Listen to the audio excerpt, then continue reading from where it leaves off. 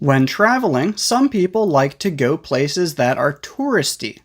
Others prefer places that are off the beaten path and untouched by tourism. I'm Teacher Mike, and today we're learning some intermediate English vocabulary for talking about traveling. And we're going to start with the word itinerary.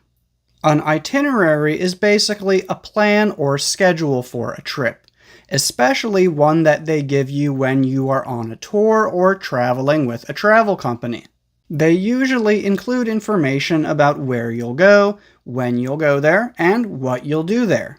For example, the itinerary says we're having pizza for lunch. Our itinerary includes a lot of sightseeing.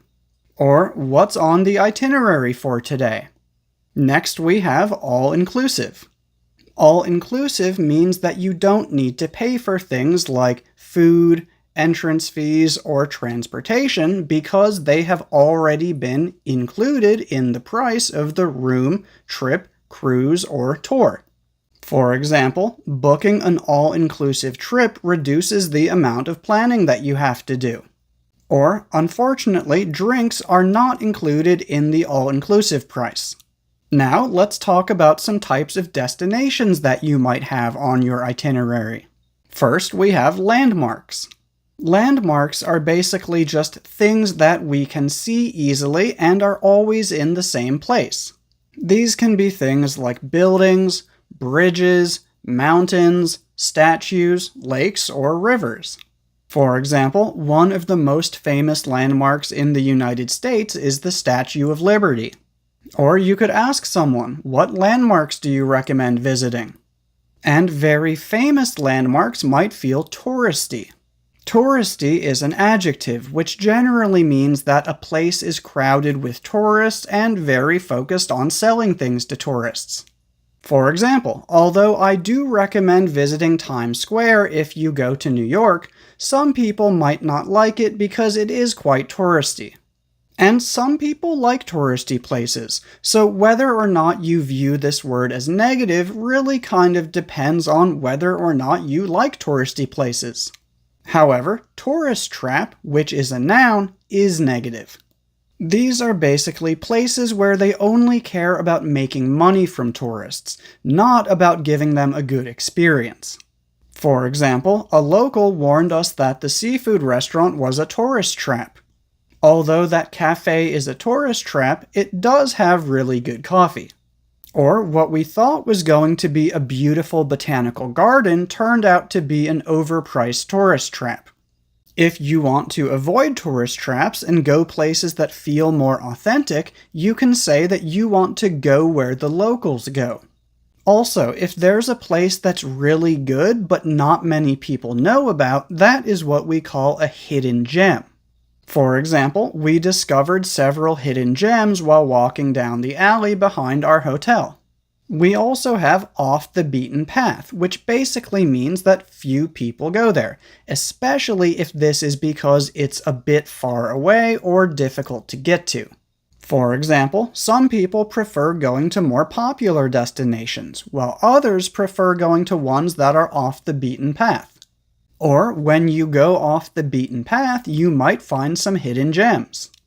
And places that are off the beaten path can also tend to be a bit more rustic. Rustic is an adjective, which basically means simple or old-fashioned, but generally in a good or charming way. For example, we stayed at a rustic bed and breakfast in the countryside. Or, although they're simple, rustic places often feel very cozy. Rustic locations are also great places to unplug, which means to take a break from things like work, phones, and internet. For example, we went to the countryside to unplug for the weekend. And if you're someone who enjoys rustic locations, you might also enjoy roughing it. Roughing it is when you live or travel without modern conveniences such as private bathrooms, beds, or electricity. For example, Natasha isn't coming on the camping trip because she's not a fan of roughing it. In fact, she prefers the exact opposite. She prefers to be pampered. To pamper someone basically means that you give them lots of attention and take really good care of them, and it usually sounds luxurious or relaxing. For example, she spent the whole day being pampered at the spa. Or grandparents often like to pamper their grandchildren. Next, we have overpack and travel light. To overpack means that you pack more stuff than you really need. For example, because he likes to be prepared for all types of situations, he tends to overpack. Travel light means that you travel with very little stuff. For example, I prefer to travel light so that I don't have to worry about checking my bags at the airport. Traveling light also gives you more room in your bags for things that you might buy while traveling. For example, souvenirs. These are things that we buy while traveling to help us remember the places that we have visited. And although souvenirs can be large and expensive, often they are just trinkets. Trinkets are basically small, inexpensive things like magnets, keychains, bottle openers, etc. And finally, we have overrated and underrated. When we say that something is overrated, this basically means that people always talk about how good it is, but you think that it's actually not that good. And this doesn't mean that you think it's bad. It just means that, in your opinion, it's not as good as everyone else says it is. For example, maybe there's a restaurant that tourists always go to when they visit your city because people always talk about how good it is. But you think that there are other restaurants that are equally good or better for the exact same price, or maybe even for less. If someone asks you what you think about that restaurant, you could say that it's okay, but you think it's overrated.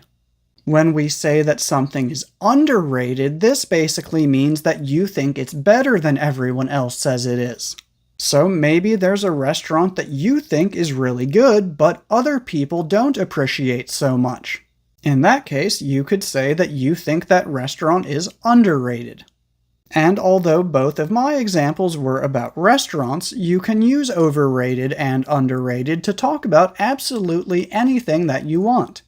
So, what's something, someone, or somewhere that you think is overrated or underrated? Leave a comment and let me know. Also, if you'd like to learn lots of vocabulary for talking about traveling by airplane, make sure to watch this video right here. That's all for today. Thank you for watching.